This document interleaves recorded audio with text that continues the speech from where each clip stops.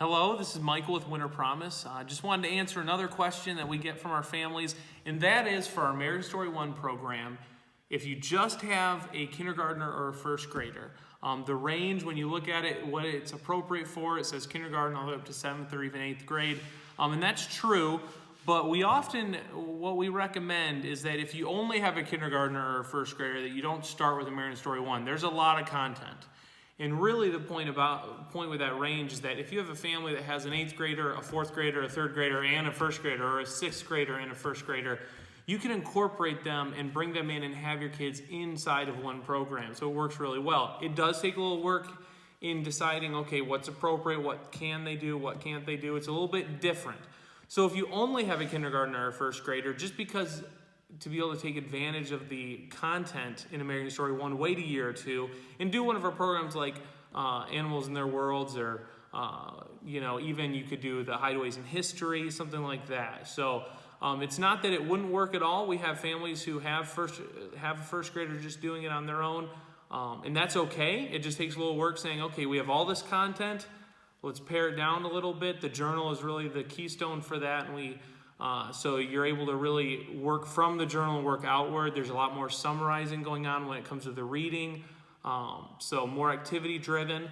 So if you have multiple students, multiple kids in one program, it really works, and you can get a kindergartner or first grader inside the program. But if you only have a kindergartner or first grader, we would suggest just maybe waiting a year on that. And that's just from a practical standpoint. And that kind of moves into another question we get, which is, there's a lot of content in all of our theme programs, lots of activities, just lots of different things you can do.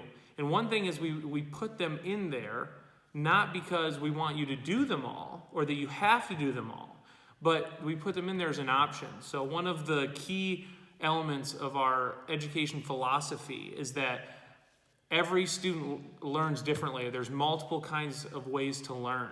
And so one of the ways that we try to help families that have multiple kinds of learners, or if you just have one and you have a very specific kind of learning style that your student has, we want to offer a wealth of opportunities for your student to learn. So if you find, let's say you start in week 1 and you do a lot of the hands-on activities thinking, that's really where your student might thrive. Well, it doesn't seem to be working and connecting, so more the interactive journaling is really the key that you really thrive. So you spend more of your time focusing on that. Or maybe you have an avid reader who loves to just sit quietly and read.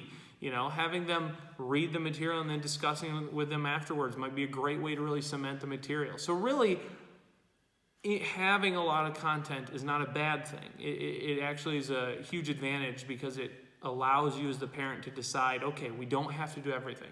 Do not feel like you have to do everything. We don't have to do everything, so I'm going to focus on this, and slowly expand, and expands your child's world. So yeah, those two kind of go together. But in terms of American Story 1, if you just have a first grader or kindergartner, wait a year to jump into that.